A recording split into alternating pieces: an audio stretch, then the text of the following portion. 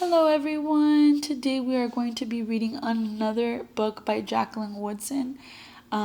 This is the third book that we read from her already, just because she's just so amazing in her writing. She addresses difficult topics in easy to understand language for our children. So today we are going to read Each Kindness, and it is by Jacqueline Woodson, illustrated by E.B. Lewis. At the end of this book, even though it's not about this directly, I want to go ahead and tie this book into what is happening in the world today with racism, and hopefully we can spark a discussion, a family discussion, and help create change. All right, thank you. Let's go ahead and get started.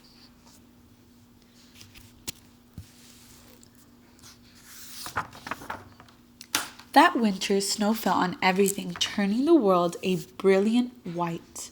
One morning, as we settled into our seats, the classroom door opened and the principal came in. She had a girl with her, and she said to us, "This is Maya." Maya looked down at the floor. I think I heard her whisper, "Hello." We all stared at her. Her coat was open and the clothes beneath it looked old and ragged. Her shoes were spring shoes, not meant for the snow. A strap on one of them had broken. Our teacher, Miss Albert, said, "Say good morning to our new student," but most of us were silent. The only empty seat was next to me, and that's where our teacher put Maya. And on that first day, Maya turned to me and smiled, but I didn't smile back. I moved my chair, myself, and my books a little farther away from her. When she looked my way, I turned to the window and stared out the snow. And every day after that, when Maya came into the classroom, I looked away and didn't smile back. My best friends that year were Kendra and Sophie. At lunchtime, we walked around the schoolyard, our fingers laced together, whispering secrets into each other's ears. One day, while we were near the slide, Maya came over to us. She held open her hand to show us the shiny jacks and tiny red ball she had gotten for her birthday. "It's a high bouncer," she said, but none of us wanted to play, so Maya played a game against herself. That afternoon, when we got back into the classroom, Maya whispered to me, "Bet you can't guess who the new Jacks champion of the world is." Behind me, Andrew whispered, "Chloe's got a friend, Chloe's got a friend." "She's not my friend," I whispered back.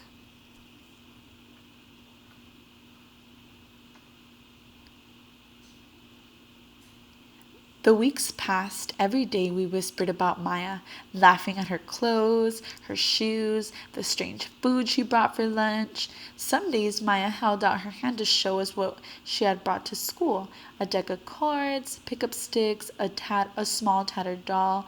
Whenever we asked us to play, we said no. The days grew warmer and warmer. The pond thawed. Grass began growing where snow had once been. One day, Maya came to school wearing a pretty dress and fancy shoes, but the shoes and the dress looked like they'd belonged to another girl before Maya.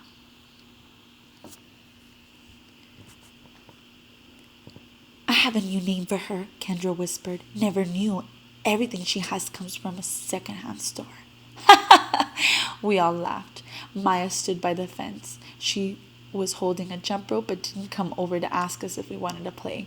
After a while, she folded it double, rolled the ends around each hand, and started jumping. She jumped around the whole schoolyard without stopping. She didn't look up once. She just jumped, jumped, and jumped. The next day, Maya's seat was empty. In class that morning, we were talking about kindness. Miss Albert had brought a big bowl into the class and filled it with water. We all gathered around her desk and watched her drop a small stone into it. Tiny waves rippled out away from the stone. This is what kindness does," Miss Albert said. "Each little thing we do goes out like a ripple into the world."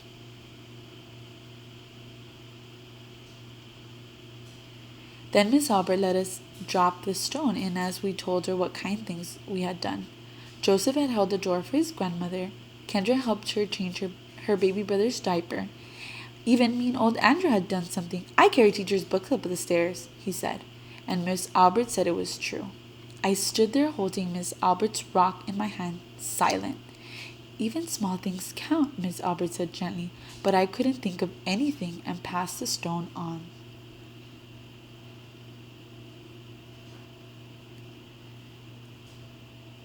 Maya didn't come to school the next day, or the next day after that. Each morning I walked to school slowly, hoping this would be the day Maya returned and she'd look at me and smile. I promised myself this would be the day I smiled back. Each kindness, Miss Albert had said, makes the world a little bit better. But Maya's seat remained empty, and one day Miss Albert announced to the class that Maya wouldn't be coming back. Her family had to move away, Miss Albert said. Then she told us to take out our notebooks. It was time for spelling. That afternoon, I walked home alone. When I reached the pond, my throat filled with all the things I wish I could have said to Maya. Each kindness I had never shown. I threw small stones into it over and over, watching the way the water rippled out and away, like each kindness, done and not done, holding a small gift out to someone, and that someone turning away from it.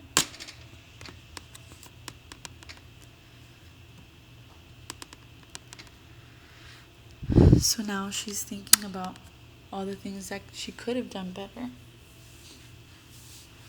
when Maya was there.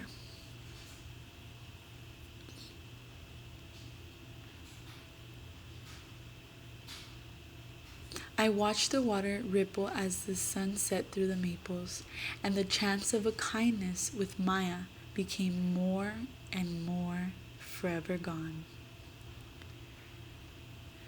So this is the end of the book, and I hope we learned a valuable lesson about kindness.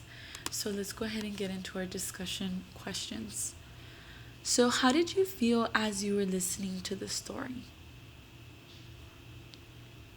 Why didn't anyone choose to be kind to Maya?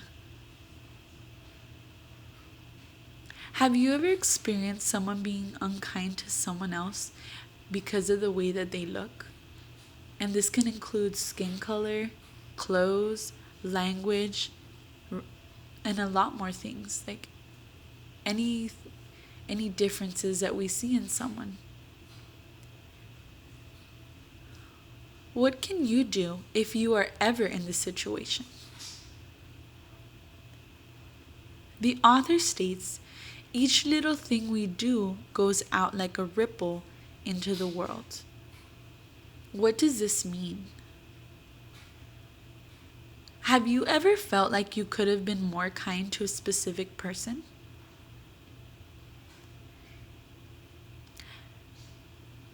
Some people believe that having different colored skin means that you're not good enough as others. This is called racism. And if you've been following us and reading along every day with us, you should know what racism is already. If you don't know what racism is, then you might want to have a conversation with your parents about what racism is and spark a family discussion, or go back to our previous videos so that you guys can discuss this. Now, with knowing all of this and knowing that it's happening in our world, with racism happening in our world every day, what can we do to create kindness, a ripple into the world? Now, I want you to remember this very carefully, guys. Always remember that no matter what age you are, doesn't matter what age you are, you can make a difference. Sometimes children are more powerful than adults. So don't wait for tomorrow on something that you can do today. Chloe never had the opportunity to be kind to Maya, and she felt really bad about it.